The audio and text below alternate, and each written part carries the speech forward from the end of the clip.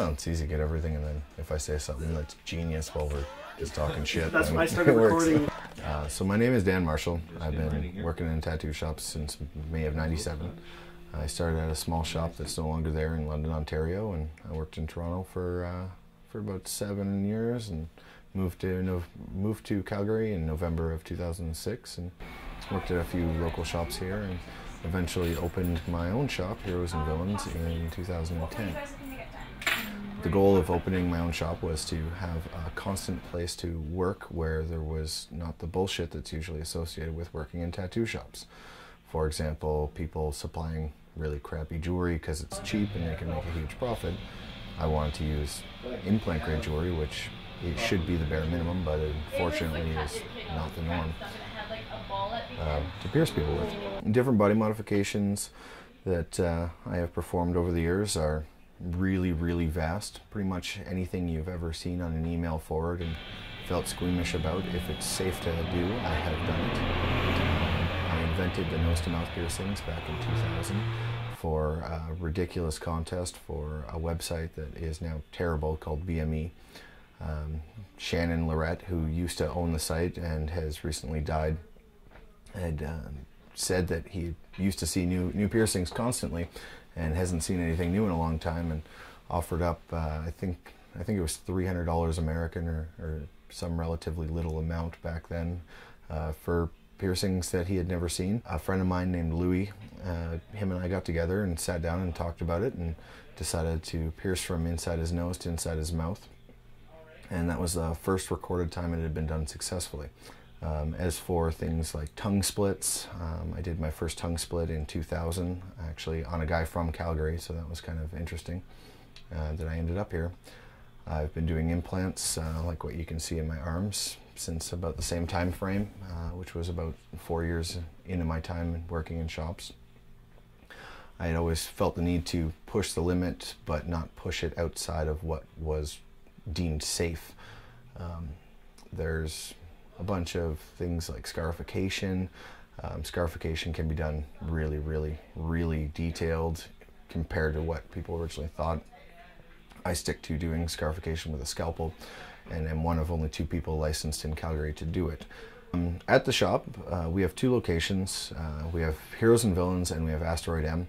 Asteroid M was a friend of mine, had owned a tattoo shop, and he was having a really difficult time running it, and so I bought it from him and completely revamped it and started it pretty much restarting it from scratch, and decided to call it Asteroid M due to my obsession with Magneto and his asteroid that he had made for all the mutants. Currently at Heroes, we have Chris Dunn, who is an import from Toronto. He does amazing black and gray, he does some really cool color illustrative stuff. We also have Sailor Jeffrey, who has learned how to tattoo in Japan and is back and forth from Japan for the past 14 years, and does really cool traditional Japanese stuff. Interesting character that somehow, despite how little he talks, he always manages to spit out pure gold. Every time he says something, it is hilarious. And then we have Clark McLeod, who is an import from Edmonton. He's been tattooing since 2010 and does neo-traditional stuff. He likes doing really dynamic dragons and other such things like that.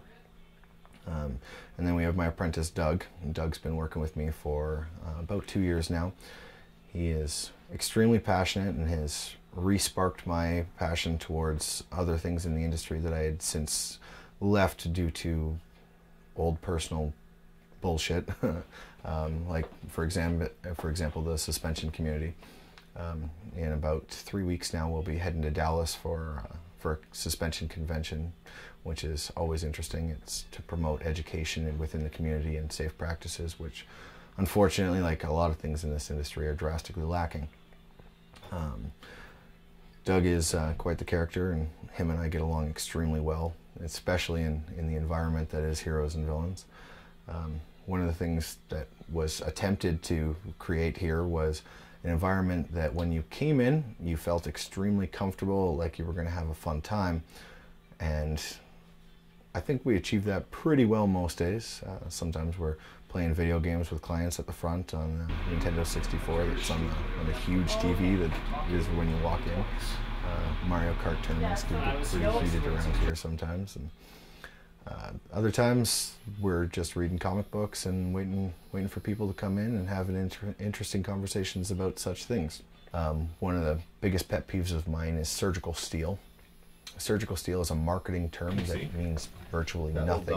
Implant grade is heavily regulated. There is strict protocol that must be followed. And one of the easiest things to point out about implant grade for the layperson who has no interest in the chemistry or the background of it is a mirror finish. Quality jewelry will have a mirror finish, and that means that your body cannot attack the surface. If your body cannot attack the surface, your body will heal around it, your body won't react to it, etc., etc., etc. Another big pet peeve of mine is acrylic. You see acrylic jewelry all the time. It's constantly sold to people to wear in their mouths, to wear in their ears, to stretch their ears with, etc., etc. But if you look up the material safety data sheets for acrylic, which anybody with access to Google, like we all have on those little devices we carry around in our pockets that make life so fucking easy, you can find out that it's a skin irritant, it's toxic, and there's first aid treatment involved for if it touches your skin. Sounds really like something you want to screw on the end of body jewelry and put in your mouth for 24 hours a day, 7 days a week, constantly.